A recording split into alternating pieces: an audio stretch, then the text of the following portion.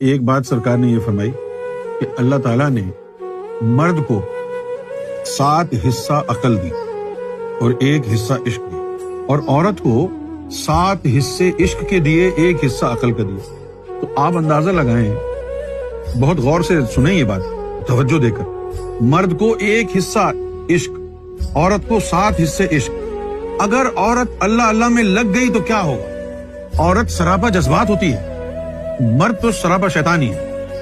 عورت میں دیکھیں کتنے، وہ صرف جذبات سے ہی سوچتی ہے، اور اگر اس کے جذبات کا رخ مرشد کی طرف ہو جائے، اللہ کی طرف ہو جائے، تو پھر اس کی ترقی بہت جلدی ہو۔ اس لیے عورت کا اس مشن میں لگ جانا، اس راہ پہ لگ جانا، تصوف میں لگ جانا، یہ سوسائٹی کے لیے بڑی خوش آئند بات ہوتی ہے۔ اس لیے عورت کے آگے پیچھے جو ہے نا، وہ شیطان نے جال بن رکھا ہے تاکہ یہ اللہ اللہ میں لگ نہ جائے، کیونکہ اگر یہ لگ گئی اللہ اللہ میں تو 7 حصے جو عشق ہے اس کا، وہ اس کو کہیں سے کہیں پہنچا دے گا۔